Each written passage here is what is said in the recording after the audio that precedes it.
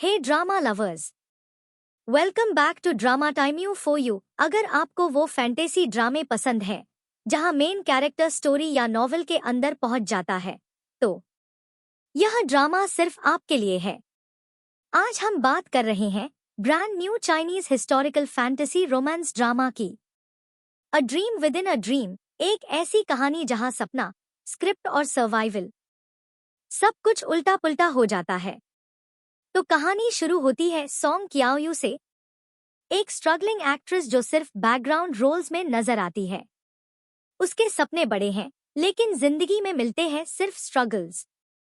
लेकिन फिर एक दिन बैम, वो एक स्क्रिप्ट के अंदर फंस जाती है। और सोचिए, उसे कौन सा किरदार निभाने को मिलता है? एक ट्रैजिक हीरोइन का। नाम है सॉन्ग यीमिंग, एक ऐसी लड़की जिसका भविष्य पहले से लिखा जा चुका है, जिसे मेल लीड इस्तेमाल करता है, धोखा देता है और हर बार उसे टॉर्चर देकर मार डालता है। और ये सब एक बार नहीं, बार बार होता है। और जब आप सोच रहे हो कि हीरोइन कुछ अलग क्यों नहीं करती, यहाँ heroine full on rebel mode में है। वह भागती है, लड़ती है, प्लॉट चेंज की कोशिश करती है, पर स्क्रिप्ट हर बार उसे वापस खींच लाती है नैनहेंग के पास। और ये कोशिश करते हुए वो अपनी जान 108 बार गवा देती है। मतलब 108 बार। वाह! अब बात करते हैं ड्रामा के मेन हीरो नैनहेंग की।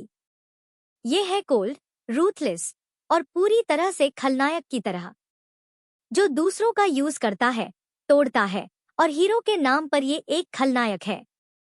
अगर बात करें हमारे सेकंड लेड चुगुई होंग की, जेंटल, लॉयल और टोटल ग्रीन फ्लैग टाइप डॉट क्याओयू सोचती है, अगर इससे शादी कर लूं तो शायद मेरी कहानी का अंत खुशहाल हो जाए।